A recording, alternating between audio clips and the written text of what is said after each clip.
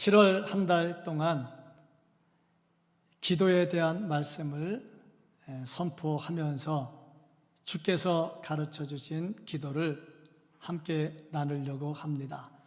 시대가 어려울수록 우리가 할 수 있는 것은 기도이기 때문에 더 기도를 많이 합시다 하는 의미에서 기도를 함께 나누려고 합니다. 지난주에 우리가 누구에게 기도하는가 하면서 하늘에 계신 우리 아버지께 기도한다. 우리의 기도를 받으시는 기도의 대상이 우리 아버지 하나님이시다. 능력이 있으시기 때문에 우리의 기도를 들으시면 반드시 응답해 주신다 하시는 말씀을 함께 나누었습니다. 오늘은 그 하나님께 기도할 때에 어떻게 기도해야 하는가 하는 말씀을 함께 나누려고 합니다. 뭐든지 내용이 중요하고 본심이 중요하고 진심이 중요합니다. 그럼에도 불구하고 그것을 전달하는 방법, 그것도 무시하지 못합니다. 어느 목사님 대학교에서 책 풀 때 예배를 인도했던 일을 말하는 것을 들어본 적이 있는데, 대학교에서 수천 명 학생들에게 복음을 증거하는데 1부, 2부로 나눠서 했답니다. 너무 아이들이 많아서 한 번에 못해서 강당에 들어오는 수가 제한됐기 때문에 1부, 2부로 했는데 1부 때 열심히 준비한 복음을 전했는데 반응이 굉장히 썰렁하더래요. 도대체 이해가 안 가더래. 왜 이렇게 좋은 내용인데 반응이 썰렁한가? 그래서 1부를 마치고 기도하면서 고민을 했답니다. 왜 그럴까? 이 내용이 굉장히 좋은 건데 고민하다가 내린 결론이 뭐냐면, 그러면 2부 때는 말을 좀 바꿔보자. 뒤에 있는 거를 앞으로 끄집어내고 앞에 있는 거를 뒤로 끄집어서 거꾸로 한번 해보자 그랬는데 적중해가지고 2부 때는 굉장히 반응이 좋았답니다. 참 그걸 보면서 제가 느낀 게 뭐냐면, 내용은 똑같아요. 전한 내용은 똑같은 내용인데 앞에 있는 거를 뒤로 보내고 뒤로 있는 것을 앞으로 보내면서 사람들의 관심을 끌고 전하니까 확실하게 다르더라는 거죠. 설교라고 하는 것도 그렇습니다. 제가 쭉 나열해가지고 그냥 쭉 1시간 외치는 거 하고, 이것을 앞뒤 조절을 해서 어디를 앞으로 넣고 어디를 뒤로 넣을 것인가, 어느 부분을 길게 하고 어떤 부분을 짧게 하실까, 내용은 똑같습니다. 내용은 똑같은데 어떻게 하느냐에 따라서 성도들이 들을 때 받아들이는 게 많이 달라지죠. 그런 의미에서 방법론, 어떻게 할까 하는 것도 참 중요합니다. 하나님께 기도할 때 기도의 중심은 우리의 마음이고 우리의 믿음이니까 이것은 누구도 이의를 제기할 수 없습니다. 그런데 우리가 어떻게 기도할까 하는 것은 좀 신경을 써야 된다. 그래서 제자들이 예수님께 기도를 가르쳐 달라고 할 때에 예수님께서 이렇게 기도하라 하면서 기도하는 방법을 가르쳐 주셨습니다. 주기도문이라 하는 것은 예수님께서 기도하신 내용이 아니라 제자들에게 이렇게 기도하라고 가르친 내용입니다. 그러니까 주기도문은 예수님께서 그렇게 하신 부분도 있지만 이렇게 안 한 부분도 있어요. 왜냐하면 예수님께 맞지 않는 게 있기 때문입니다. 히브리서 4장 15절 말씀을 보면은 거기에 예수님은 우리와 모든 일에 다 고난을 똑같이 받고 시험을 똑같이 받았는데 죄는 없다고 그랬어요. 예수님은 죄가 없어요. 근데 주기도문에 보면 우리가 우리에게 죄 지은 자를 사하여 준 것 같이 우리의 죄를 사하여 주옵시고, 이 부분이 예수님하고는 안 맞잖아. 그러니까 이 기도는 예수님이 하신 기도가 아니라 제자들이 기도를 가르쳐 달라고 하니까 이렇게 기도하라 하고 가르쳐 주신 말씀이다 하는 거지요. 누가복음 11장 1절 말씀을 보면 예수께서 한 곳에서 기도하시고 마치심에 제자 중 하나가 여짜오되 주여, 요한이 자기 제자들에게 기도를 가르친 것과 같이 우리에게도 가르쳐 주옵소서. 기도를 가르쳐 달라는 거예요. 근데 요한은 그 제자들에게 기도를 가르쳤어요. 그래서 그의 제자들은 배워가지고 기도를 할 줄 아는데 예수님의 제자들은 기도를 배우지를 않아서, 그러니까 어떻게 기도해야 될지를 몰라. 이게 보면 어떻게 보면 굉장히 창피한 일입니다. 예수님의 제자입니다. 제가 수십 번 얘기했지만 예수님의 제자는 아담 때부터 지금까지 딱 12명이잖아요. 그런데 그 특별히 선택받은 제자들이 기도할 줄을 몰라. 더군다나 세례 요한의 제자들은 기도를 잘하는데 자기들은 기도를 못해. 이거 얼마나 창피한 일입니까? 참 요즘 애들만 맞다나 쪽팔리는 일이죠. 아니, 예수님의 제자가 세례 요한의 제자보다 못해? 기도도 못해? 얼마나 속상합니까? 근데 막상 예수님은 기도를 많이 하셨어요. 새벽에도 기도하시고요, 밤에도 기도하시고요, 철야 때도 기도하시고요, 죽은 나사로 살릴 때도 기도하시고요, 오병이어 기적을 행할 때도 기도하시고요, 또 십자가에 달려 돌아가시기 전에 겟세마네에서도 기도하시고요, 십자가에 달려 돌아가실 때도 기도하시고요.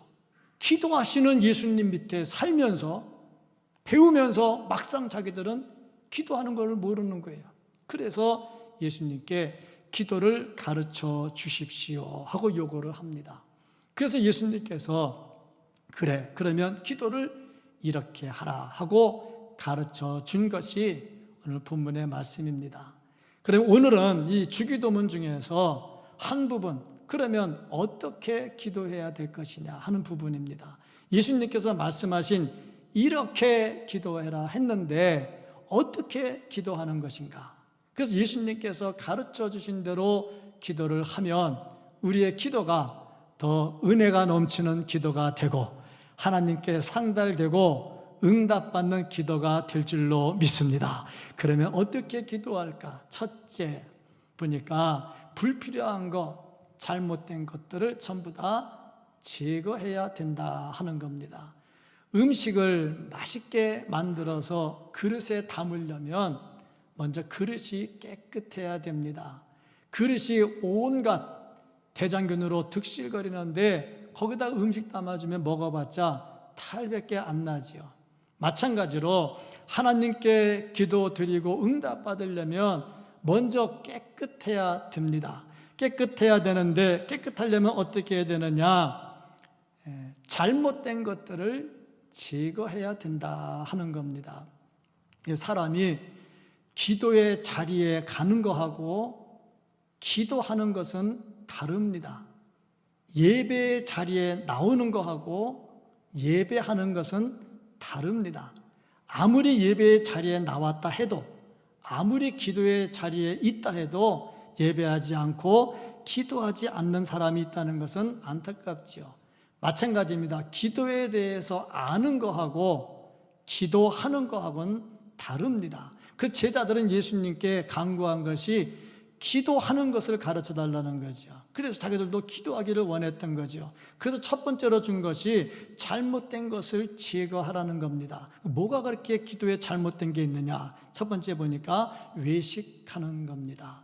이 외식한다 하는 이 단어, 외식하는 자 하는 이 단어는 어떤 뜻을 가지고 있냐면 희극 배우, 그런 뜻을 가지고 있어요. 희극 배우가 뭐 하는 사람이냐? 연극을 하는 사람이에요. 앞에서 연극을 하는데 자기는 지금 속상한 일이 있어요. 너무너무 속상해서 못 견디겠어.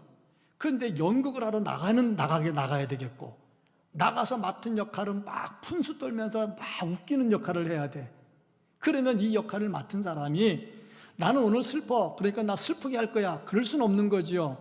자기는 슬프지만은 보는 사람들에게는 자기 역할대로 푼수 떨면서 웃기는 역할을 해야 되거든요. 그러니까 배우는 자기 감정과 상관이 없는 역할을 하는 겁니다. 어떤 사람은요, 착한 사람인데 나쁜 역을 맡기도 하고요. 어떤 사람은 아주 못된 사람인데 좋은 역을 맡기도 하거든요. 이게 배우입니다. 그래서 여기서 나온 말이 뭐냐면 위선자, 이런 단어가 나오죠. 이것이 외식하는 것이다. 속은 오만 더러운 것이 가득한데 겉으로는 살살 웃으면서 거룩한 척하고 있다는 거지요. 자, 바리새인들 보면 기도할 때 오늘 말씀에도 나옵니다. 5절 말씀을 보면은 또 너희는 기도할 때 외식하는 자와 같이 하지 말라. 그들은 사람에게 보이려고 회당과 큰 거리 어귀에 서서 기도하기를 좋아하느니라. 큰 거리 어귀에 서서 기도해. 왜 기도를 길거리에 서서 합니까?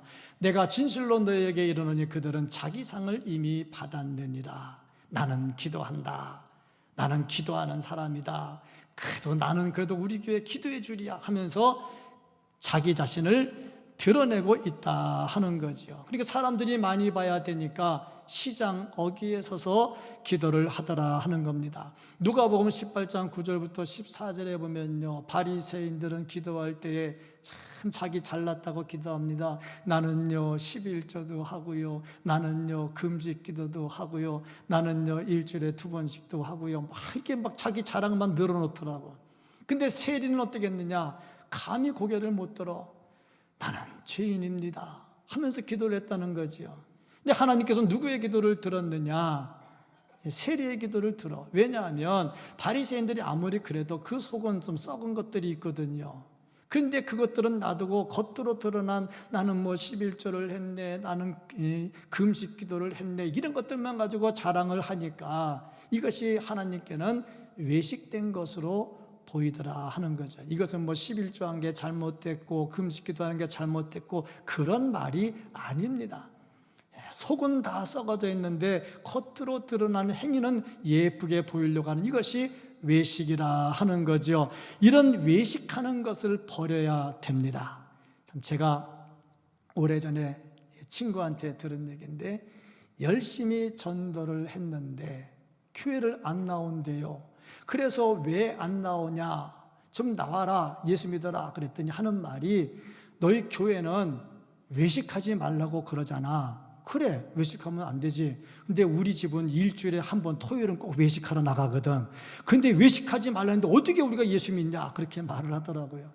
근데 그런 외식이 아니라 겉과 속이 완전히 다른 이것을 닦아내야 하나님께 기도가 되는 겁니다. 두 번째는요, 중언부언하지 말라 하는 말씀입니다. 7절 말씀을 보면은 또 기도할 때에 이방인과 같이 중언부언하지 말라. 이 중언부언이라는 단어가 나옵니다. 이 단어는 바테로 게사테라고 하는 단어인데 이 단어는 파트라고 하는 단어에서 나왔다고 그래요. 이게 무슨 말이냐면 애가 이제 막 말을 배우기 시작을 해.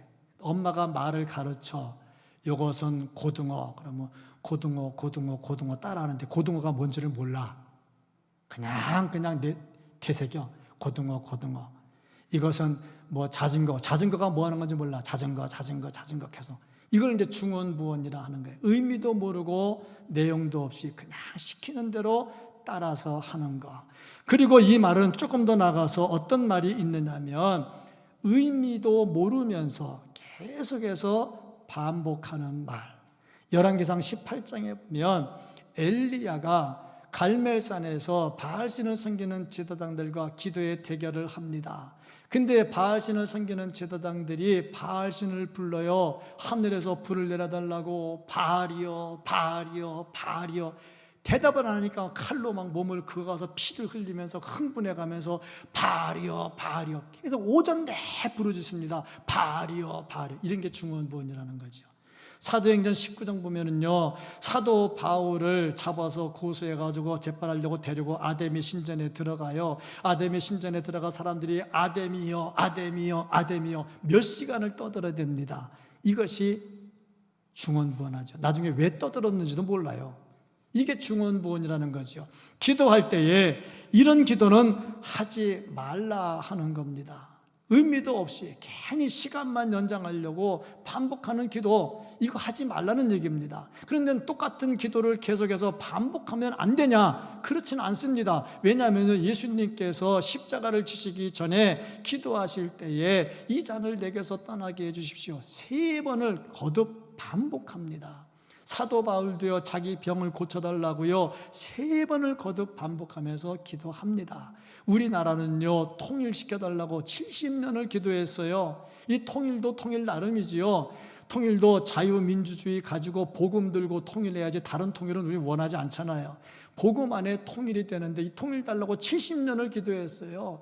교회가 부흥되어야 된다고 교회 부흥시켜달라고 예수님 가신 다음에 지금 2020년까지 계속 2000년 넘게 부르짖어요. 이것을 우리는 중언부언이라고 말하지 않습니다. 정당한 목표를 가지고 정당한 의식을 가지고 하나님께 기도하는 것을 중언부언이라 그러지 않아요. 단순히 시간을 끌고 내가 말을 많이 해야 하나님께서 들을 줄 알고 이 말 저 말 쓸데없는 말 의미 없는 말 계속하는 것을 중언부언이라 이렇게 말을 합니다. 그런 것을 하지 말라 이렇게 말합니다. 또 한 가지는요, 자기 만족에 빠지는 겁니다. 이 사람들은 말할 때 어떻게 했느냐, 7절 말씀을 보니까 말을 많이 하여야 하나님께서 들을 줄로 생각을 하는 거예요. 말을 많이 해야. 그런데 사실 말을 많이 하다 보면 내 마음이 시원한 거야. 나 이제 할 말 다 했어. 속 시원해. 할 말 다 했어. 하나님께는 그게 아니거든요. 내 할 말을 다 하는 게 아니라 하나님의 뜻이 무엇인가를 찾아가는 거거든요. 그러니까 결국에 자기 만족을 위해서 하는 기도 하지 말라 하는 얘기죠. 이거 제거시켜야 돼요. 그러니까 하나님께 드리는 기도는 제거할 것을 반드시 제거해야 된다. 그러면 두 번째, 다음 단계는 뭐냐? 기도의 장소와 마음가짐을 분명하게 해야 된다는 겁니다. 여기서 장소의 문제가 나옵니다. 기도하는데 무슨 장소가 필요하냐? 예배하는데 무슨 장소가 필요하느냐? 영과 진리로 하면 되지. 맞아요. 맞습니다. 그런데 그걸 아는 예수님께서 왜 기도의 장소를 말씀하셨는가 하는 겁니다. 경건은 능력이 필요하지 모양은 중요하지 않습니다. 그런데 중요한 것은요, 경건의 능력을 가지면 모양도 나타난다 하는 겁니다. 운동을 배울 때 탁구를 배운다, 테니스를 배운다, 골프를 배운다, 그럴 때 보면요, 처음부터 공 놓고 치라고 안 하고요, 폼부터 가르쳐요. 공도 안 주고 폼만 계속 가르치면 신경질 나잖아요. 그거 해봤자 공도 없고 되지도 않고. 그런데 중요한 거는요, 폼을 배우면 나중에 공을 치면 제대로 치게 된다는 거예요. 그러니까 모양이라고 하는 것이 그렇게 나쁜 것은 아닙니다. 가끔 웃음 치료 같은 데 강의를 들어보면요, 진짜 웃기지도 않는 강의를 해요. 그게 뭐냐면 얘기도, 재밌는 얘기도 하나도 안 해주고 웃기는 얘기도 하나도 안 해주고 그냥 시작하면 막 박수치면서 아하하하 막 웃으래요. 그냥 막 웃으래요. 세상에 그런 미련한 강의가 어디 있어. 근데 웃기는 거는요, 진짜 웃기는 거는요, 하다 보면 기분 좋아지고요, 참 웃겨져요 진짜. 그거 보면요, 형식이라고 하는 게 만만치 않은 거예요. 예수님께서 왜 기도를 말씀하시면서 골방에 들어가서 기도하라고 하셨느냐 하는 겁니다. 그러니까 보니까 예수님께서 말씀하신 장소, 골방에 들어가서 기도해야 된다 하는 겁니다. 6절 말씀을 보면 너는 기도할 때 내 골방에 들어가. 일단은 골방으로 들어갑니다. 둘째, 문을 닫아요. 은밀한 중에 계신 내 아버지께 기도하라. 은밀한 중에 보시는 내 아버지께서 갚으시리라. 바리새인들은요, 길거리에서, 시장 모퉁이에서, 사람 많은 데서 기도했잖아요. 근데 예수님께서 말씀하시는 것은 골방도 사람들이 안 보도록 문을 닫고 기도하라 하는 거죠. 이사야 65장 24절 말씀을 보면 그들이 부르기 전에 내가 응답하겠고 그들이 말을 마치기 전에 내가 들을 것이며, 은밀한 중에서 말해도요, 하나님 다 알고요, 다 듣고 계십니다. 그래서 은밀한 중에 기도하라. 은밀한 중에 기도한다 하는 것은 무엇을 말하느냐? 골방에 들어가서 기도한다는 것은 한적한 곳에 들어가서 기도한다 하는 겁니다. 열왕기상 17장에 보면 엘리야가 죽은 아이를 살릴 때에 다락방에 들어갑니다. 또 사도행전에 보면 베드로가 기도할 때에 지붕으로 올라갑니다. 왜 그렇습니까? 사람들을 피하는 거지요. 마가복음 1장 35절 말씀을 보면 새벽 아직도 밝기 전에 예수께서 일어나 나가 한적한 곳으로 가사. 예수님도 기도하실 때 골방으로 들어가는 겁니다. 한적한 곳으로 가사 거기서 기도하시더니 왜 그랬느냐 하면 기도할 때 방해받으면 안 되는 거예요. 집중해야 되거든요. 그런데 사람들이 많고 시끄러운 곳에 가면 기도가 집중이 안 돼요. 그러니까 중요한 것은 기도의 내용이고 하나님과의 관계지 장소가 아닌데도 불구하고 장소의 영향을 받더라 하는 겁니다. 지금 코로나19 때문에 예배 참석이 곤란한 분들, 회사에서 못 가게 하는 분들, 또 이렇게 하다 보면 또 회사에 옮길까 교회에 옮길까 여러 가지 염려돼서 못 나오시는 분들도 계셔요. 그래서 중요한 것은 있는 자리에서 영과 진리로 예배를 하는 겁니다. 근데 이제 한 가지 애석한 것은 영과 진리로 예배해야 되는데 예배의 자리에 함께 모여서 하는 거하고 집에서 혼자 하는 거하고 조금 마음 자세가 같지 않다는 것. 같으면 다행이고요. 같기를 바라고요. 같지 않더라 하는 거죠. 다 예배 드리는데 옆에서 애가 막 그냥 달라붙어 엄마 이거 뭐야 막 그러다 보면 예배 집중이 안 되지요. 그래서 장소의 문제도 참 중요하다 하는 겁니다. 그런데 더 중요한 게 있습니다. 몸은 골방에 들어와 있는데 마음은 시장바닥인 사람이 있어요. 몸은 시장바닥인데 마음은 골방인 사람이 있어요. 중요한 것은 골방으로 들어가야 되는데 그 골방은 겉으로 보이는 골방보다는 하나님과 집중적으로 교통할 수 있는 골방이 되어야 된다 하는 겁니다. 교회에 나와서 예배의 자리는 나왔는데 마음은 시장바닥이면 그 예배는 예배가 아닌 거예요. 기왕에 나왔으니 여기가 골방이 되기를 바랍니다. 참 골방에 예배를 드려야 되겠죠. 예수님께서 골방으로 들어가서 기도하라 하고 말씀하고 있습니다. 그 다음이 뭐냐면 순수함입니다. 마음이죠. 몸은 골방 갔는데 마음이 순수하지 않아. 그건 광장이지요. 순수하게 돼야 되는데 시편 66편 18절 19절 말씀 보면 내가 나의 마음에 죄악을 품었더라면 주께서 듣지 아니하시리라. 죄가 있으면 기도를 안 듣는다 그랬어요. 그러나 하나님이 실로 들으셨으며 내 기도 소리에 귀를 기울이셨도다. 죄가 없으니까 들어주는 거 아닙니까? 마음이 깨끗해져야 되겠지요. 그러니까 몸도 마음도 골방으로 들어가는데 주께 기도할 때에 순수한 마음을 가져야 됩니다. 역대하 7장 14절 말씀 보면 내 이름으로 일컫는 내 백성이 그들의 악한 길에서 떠나 스스로 낮추고 기도하여 스스로 낮추고 기도합니다. 내 얼굴을 찾으면 내가 하늘에서 듣고 그들의 죄를 사고 그들의 땅을 고칠지라. 자, 자기를 낮춰 순수해야 돼. 자, 그런데 우리가 기도하는데 응답이 안 돼. 왜 안 될까? 야고보 사도는 4장 13절에서 이렇게 말씀하고 있습니다.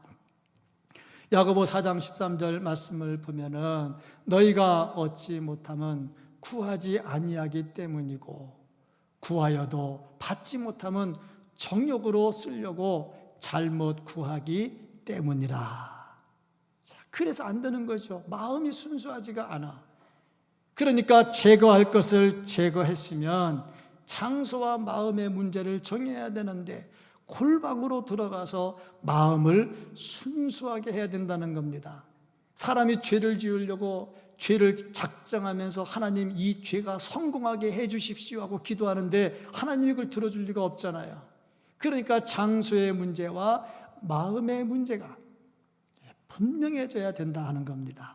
이게 주께 기도하는 자의 모습입니다.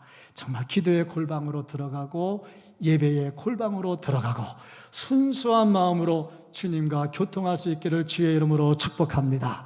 이런 마음을 가지고 이제 주님께서 가르쳐 주신 기도를 하는데 주님께서 가르쳐 주신 기도를 보면서 기도의 원칙을 알아야 되겠다.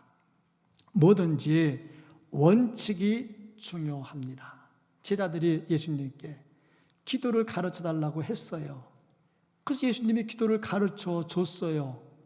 그런데 그렇게 기도 안 해요. 그러면 무슨 의미가 있냐고요? 아무 의미 없잖아요.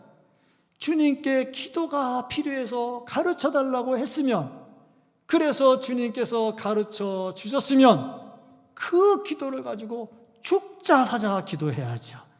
그럼 어떻게 기도할 것인가? 주님께서 가르쳐 준 기도의 원칙이 뭐냐? 첫째, 완전한 기도를 하라. 왜냐?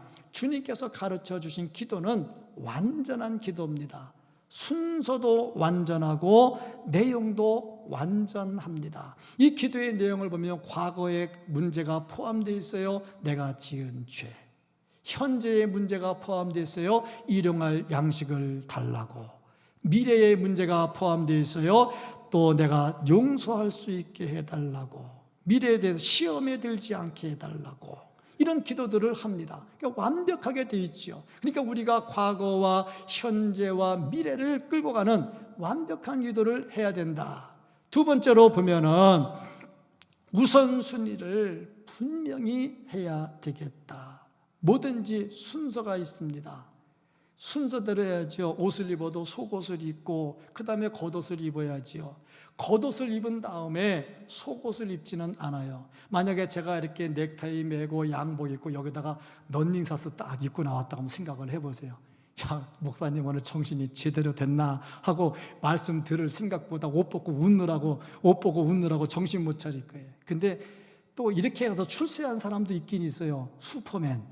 그 긴 바지 위에다 빨간 삼각 팬티 입고 나가서 출세를 또 하대.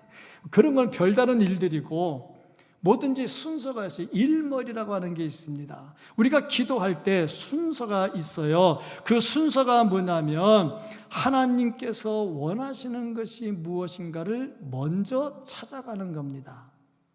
그러니까 기도는 내가 하나님을 설득하는 게 아니라 하나님의 뜻이 무엇인가를 찾아서 내가 하나님의 뜻을 찾아가는 겁니다. 이게 기도지요. 그 다음에 우선순위가 분명하면 하나님의 뜻을 찾아갔잖아요. 그러니까 아버지의 뜻대로 내가 이제 살아가야 되는 거예요. 아버지의 뜻대로. 아버지의 뜻이 무엇인가? 내가 아버지의 뜻대로 간다는 것은 내 고집대로 하지 않는다는 겁니다. 기도는 내 고집을 가지고 하나님을 설득하는 게 아니라 하나님의 뜻이 무엇인가를 찾아가는 거죠. 이런 사람은 맡깁니다. 하나님께 맡깁니다.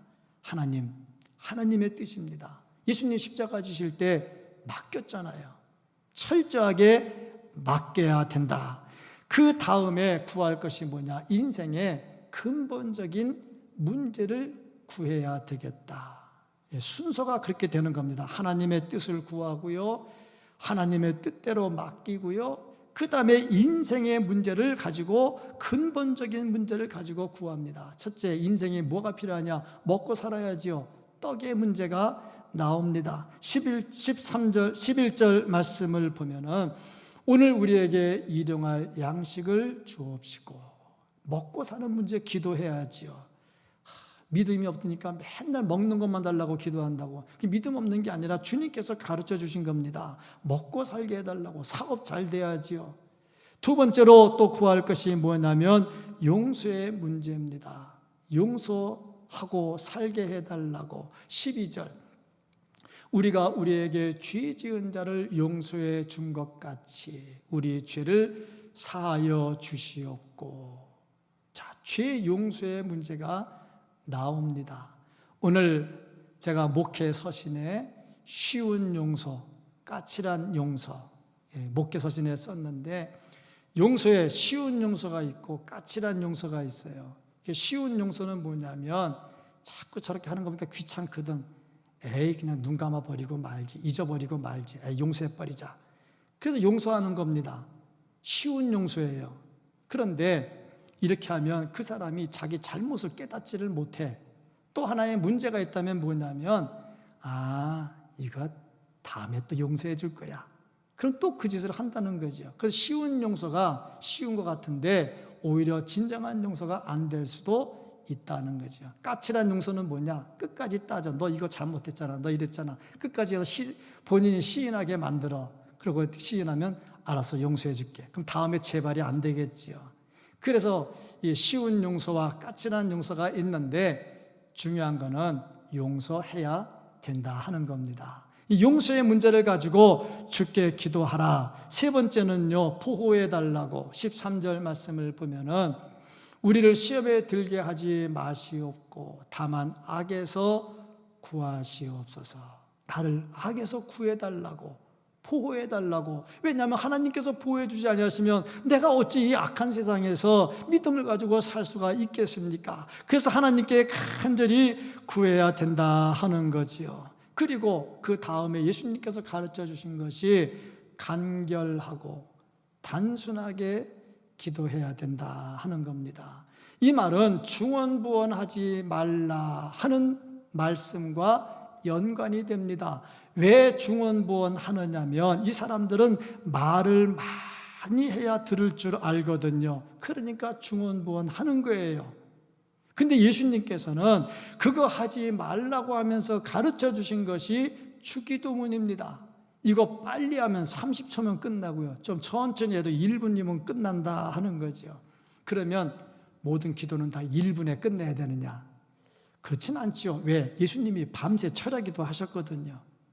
이거 보면 그냥 끝내는 게 기도는 아니고 그저 말을 많이 해야 들을 줄 알아서 그냥 이 말 저 말 쓸데없는 말 하는 거 하지 말고 핵심을 따라 기도하라 하는 그런 말씀입니다. 예수님도요 얼마든지 기도를 길게 하셨거든요. 그러니까 단순히 말을 늘리려고 하지 말라 이 말이죠. 자, 그러고 보니 기도할 때 개인적으로는 길게 해도 무방하죠. 그런데 대표 기도할 때는 좀 길게 하면 좀 문제가 생기는 경우가 있어요. 만약에 제가 주일날 은혜 받아가지고 예배 묵상 기도할 때에 1시간을 내가 했다고 칩시다. 그럼 예배 어떻게 되겠어요? 문제가 심각해지겠죠. 전에 부목사로 심우할 때에 그런 일이 한 번 있었습니다. 주일 예배 때 대표 기도하시는 장로님이 18분을 했어요. 18분. 근데 목사님의 설교는 주일날은 25분을 안 넘어갑니다. 왜냐하면 25분이 넘어가면 큰일 나는 것이 예배가 1부, 2부, 3부, 4부가 있는데 주차가 들어오고 나가는 이 간격이 있어요. 시간대가 있어요. 그래서 설교가 5분만 지나가면 차가 꼬여요. 꼬이면 다음 예배가 곤란해져요. 그런데 장로님이 18분 기도를 하니까 목사님 설교 몇 분 해야 됩니까? 거기서 18분에서 기본적인 건 3분 빼면 15분 빼야 되잖아. 그럼 설교 10분 한 거예요. 그냥 목사님 화가 났어. 화가 나가지고 그때가 2부 예배인가 그랬는데 3부 예배 드릴 때 장로님한테 화를 막 낸 거야. 장로님들이 기도를 길게 해가지고 설교도 못하고 이게 뭐냐고 그랬더니 장로님 3부 예배 장로님도 화가 났어. 아니 2부 예배 장로님이 기도 길게 했지 내가 기도 길게 했나? 왜 나한테 그러는 거야? 그럼 나도 화나니까 나도 기도할 때 3부 예배 기도할 때 나도 기도 못하잖아 막 이렇게 된 거예요. 그거 보니까 참 대표 기도는 좀 신경이 좀 쓰이겠다 하는 그런 생각을 좀 해봅니다. 그거 아닌 이상에 뭐 개인적인 기도야 뭐 어떻게 되겠습니까만 중요한 것은 일부러 중언부언하려고 길게 하면 안 된다 하는 겁니다. 우리 제자훈련 하는데 이렇게 주기도문도 가르쳐요. 근데 제자훈련 하신 집사님 한 분이 새벽 예배를 참 잘 나오셔요. 거의 안 빠지고 나오셔요. 근데 이제 새벽 예배 끝나고 나면 주기도문 끝남과 동시에 제가 기도 제목 주고 잠깐 기도하고 눈 뜨고 보면 일어나서 가요. 그 제가 물어봤어요. 아니 집사님 새벽에 기도하러 나왔다가 왜 빨리 그냥 가요? 그랬더니 주님 다 하시는데 오래 하면 뭐예요? 그 믿음이 너무 좋은 건가? 물론 그럴 수도 있겠죠. 근데 개인적으로 주님과 교통할 때 내 마음의 아픈 것을 다 알으려면 시간이 또 오래 걸리겠죠. 또 하나님의 뜻이 무엇인가를 자꾸 찾으려고 하다 보면 시간이 오래 걸리겠죠. 그래서 자연적으로 기도가 길어지는 것은 왜 하나님이 뭐라고 하겠습니까? 그런 게 아니고 주님께서 가르쳐 준 기도의 원칙도 없으면서 그저 말을 많이 해야만 들을 줄 알기 때문에 그렇게 하지 말라 하는 거죠. 간결하고 단순하게 해라. 그리고 이렇게 기도할 때 성령의 인도하심을 받아야 되겠다.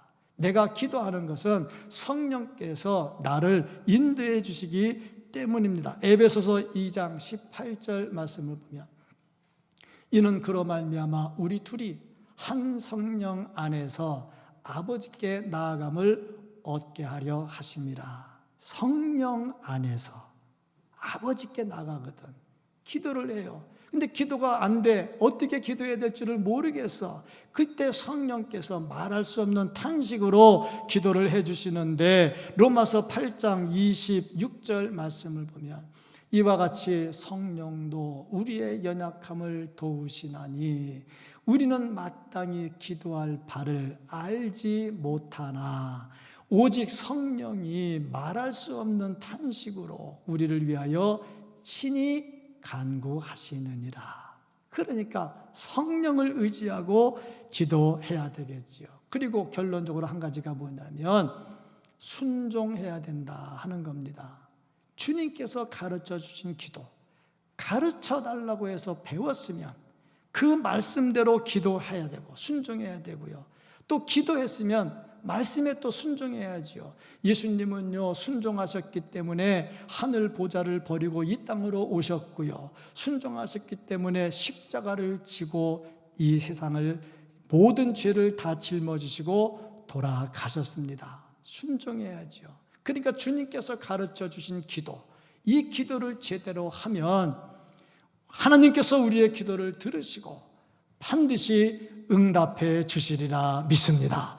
그래서 이 기도를 드릴 때 우리가 열정을 내야 되는데 어떻게 하면 좋을까? 우리 믿음의 선진들은 어떻게 기도했는가? 믿음의 선진들의 기도의 모습을 보면 그래도 우리가 이렇게 기도해야 된다는 것을 알 수가 있습니다. 아브라함의 기도를 보면요, 아브라함은 천사가 소돔과 고모라를 멸하러 왔을 때에 그 토성을 멸하지 말아달라고 간구합니다. 의인 50명만 있으면 45명, 40명, 30명, 20명, 10명 이것만 있어도 멸하지 말아달라고. 여기서 볼 수 있는 거, 우리가 나라를 위해서 기도해야 돼요. 정말 이 나라가 하나님의 나라가 되도록 기도해야 되고, 이 나라가 좋은 일도 많이 하지만 또 하나님의 마음을 아프게 하는 일을 하면 안 되잖아요. 소수의 인권을 보호하는 건 좋지요. 소수를 보호해 줘야죠. 근데 소수 속에 동성애 동성혼을 집어넣었다는 얘기입니다.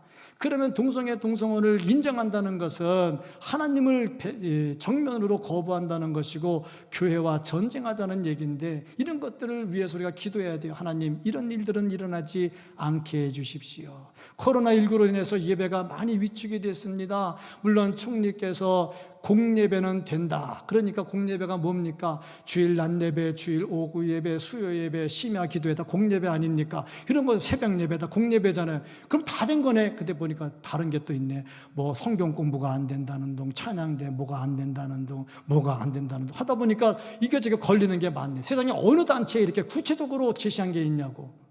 아무것도 없잖아. 근데 교회만 이렇게 하잖아. 이게 우리가 기도해야죠. 하나님, 이런 일들이 일어나지 않게 해주시고 예배의 자유가 일어나고. 이렇게 통제 안 해도요, 교회는 다 조심합니다. 지난번에 참 심할 때에 시청에서 단속이 나왔어요. 우리 교회. 제가 저희 방에 왔길래 제가 그랬어요. 당신들이 안 와도 우리가 더 조심하고 당신들이 하는 것보다 더 조심하기 때문에 이렇게 안 해도 된다고 하더니 와서 보더니 정말 그렇네요. 그러고 갔어요. 그러니까 안 해도 잘하는데 굳이까지 할 필요가 있겠냐는 거죠. 이게 이제 나라를 위해서 기도를 해야 돼. 주님, 이 나라가 좋은 나라 되게 하옵소서. 네, 기도를 많이 해야 되겠죠. 그다음에 롯의 기도를 보세요. 소돔과 고모라가 망할 때 천사가 나가자 그러니까 이게 나가기 싫은 거야. 왜? 거기 재산도 다 있고 다 있는데. 그러니까 안 나가니까 천사가 손을 잡아 끌었네. 끌고 나가다 보니까 롯의 아내가 그래도 하고 뒤돌아보다가 소금기둥이 돼버렸네. 근데 가다 보니까 롯이 힘도 없어. 도망갈 힘도 없어. 그래가지고 어떻게 했느냐, 저 소알 땅이 있는데 저 소알에 저기서 가서 살게 되라. 사실 거기가 아니었거든, 목적지가.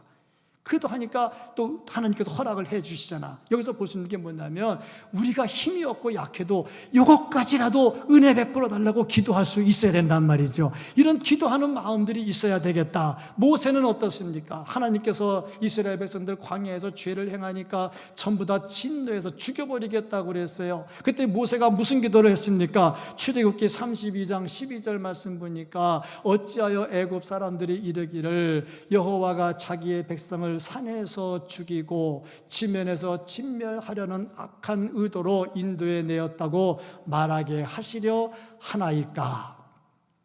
주의 맹렬한 노를 그치시고 뜻을 돌이키사 주의 백성에게 이 화를 내리지 마옵소서. 백성을 살려달라고 기도하시고 하나님의 영광에 금이 가지 않도록 해달라고 기도를 하지요. 이런 기도를 해야 되겠지요. 이런 기도를 하면서 엘리야는 어떻게 기도했습니까? 갈멜산에서 기도할 때, 불 내려달라고 기도할 때에, 바알신을 섬기는 제사장들과 같이 기도의 대결을 할 때에 하늘에서 불이 내리지 않으면 죽이기로. 그러니 자기도 기도할 때 불 안 내리면 자기도 죽잖아. 그러니까 생명을 걸고 기도하지요. 기도할 때 생명을 걸고 기도해야 돼. 그리고 기도할 때 어디까지 기도해야 되느냐? 억울한 일을 당한 과부의 일을 보면 이 과부가 불의한 재판관을 찾아갑니다. 불의한 재판관을 찾아가서 자기 억울한 일을 해결해 달라고 합니다. 그런데 이 재판장이 잘 해결을 하지 않아. 끝까지 찾아가. 누가복음 18장 1절부터 이야기합니다. 예수님의 비유죠. 이때 예수님께서 하시는 말씀이 뭐냐? 18장 7절에 이런 말씀을 합니다. 하물며 하는 말은 불의한 재판관이 과부의 요구를 들어 주었다는 겁니다. 불의한 사람이 하물며 거룩하시고 전능하신 공의로우신 하나님께서 그 밤낮 부르짖는 택하신 자들의 원한을 풀어주지 아니하시겠느냐. 기도를 들어주신다는 거죠. 그래서 언제까지 기도해야 되느냐? 끝까지 기도해야 되는 거죠. 주님께서 가르쳐 주신 기도를 가지고 끝까지 생명 걸고 열정적으로 기도하면 하나님께서 응답해 주실 것입니다. 이 어려운 때, 그래서 우리는 더욱더 기도해야 된다 하는 거죠. 마틴 루터는 말하기를 주께서 가르쳐 주신 기도를 드리는 것은 하나님의 명령에 순종하는 것이다. 그렇게 말을 했습니다. 우리가 잘 알고 있는 존 칼뱅은 뭐라고 말을 했냐면 주님께서 기도하셨으니 우리도 기도하는 것이 마땅하다. 그렇게 말했습니다. 앤드류 머레이는 말하기를 주기도는 기도의 가장 모범이다. 그렇게 말을 했습니다. 슐리라고 하는 사람은 말하기를 주기도는 기도의 극치를 이룬다 하고 말을 했습니다. 이것이 주님께서 가르쳐 주신 기도입니다. 정말 시대가 어려울수록 우리가 할 수 있는 것은 기도입니다. 어디 있든지 기도해야 되고요. 골방에서 기도해야 되고요. 하나님의 뜻을 찾으면서 기도해야 됩니다. 게으른 자가 아니고 나태한 자가 아니고 기도하기를 쉬는 자가 아니라 기도하는 자 되기를 축복합니다. 기도에 대해서 아는 자가 아니라 주님께서 가르쳐 주신 대로 기도하는 자가 되기를 축복합니다. 그래서 이 어려움의 시기를 믿음으로 승리하고 나중에 기뻐 찬양할 수 있는 우리 모두가 될 수 있기를 예수님 이름으로 축복합니다. 아멘. 기도하겠습니다.